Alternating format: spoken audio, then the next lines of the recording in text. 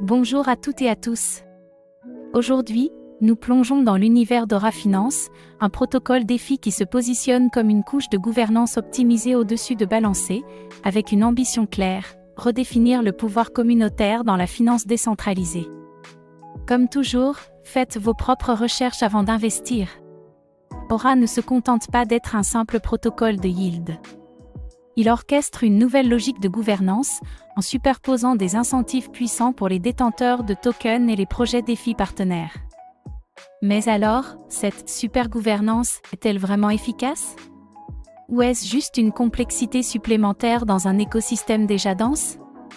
Dans cette vidéo, on va voir ensemble ce qu'est Aura Finance et comment il fonctionne, sa relation stratégique avec Balancé, les mécanismes de gouvernance et de vote via VEBAL et AURA, les avantages pour les protocoles partenaires, et enfin, si Aura peut vraiment représenter une nouvelle génération de gouvernance DeFi.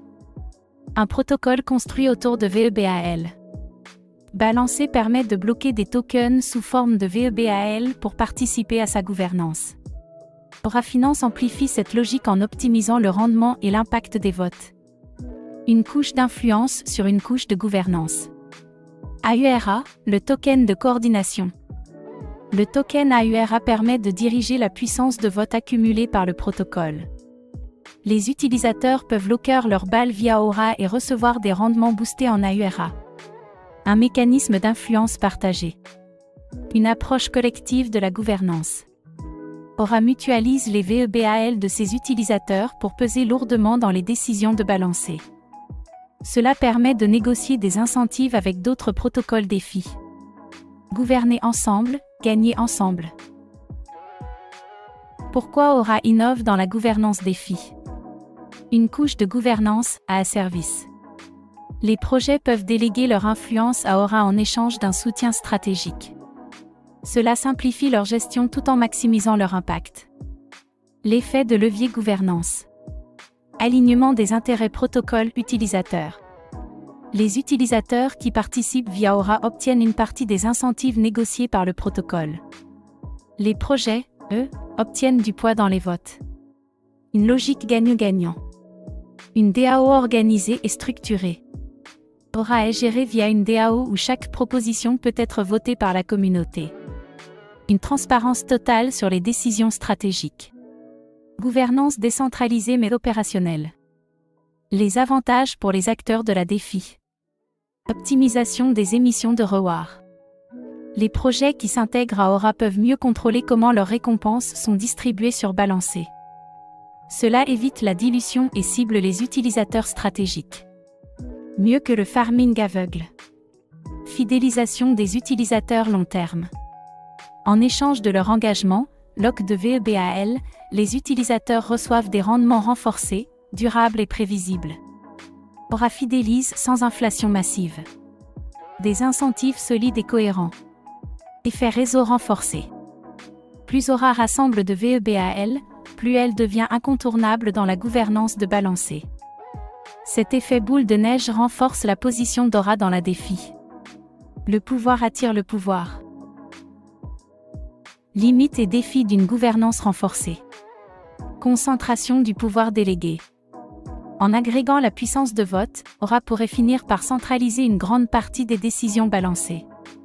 Un paradoxe pour un système censé être décentralisé. Le pouvoir partagé peut devenir concentré. Complexité pour les nouveaux utilisateurs. Le système VEBAL plus AURA plus vote boosté reste difficile à appréhender pour les débutants. Il faut un effort pédagogique important. Complexité pas égale à exclusion. Dépendance stratégique à Balancé. Si Balancé perd en pertinence ou en volume, Aura en subira directement les conséquences. Diversifier ses intégrations devient une nécessité. Ne pas mettre tous les votes dans le même panier. Aura, une architecture pour la gouvernance de demain? Une vraie surcouche d'intelligence collective.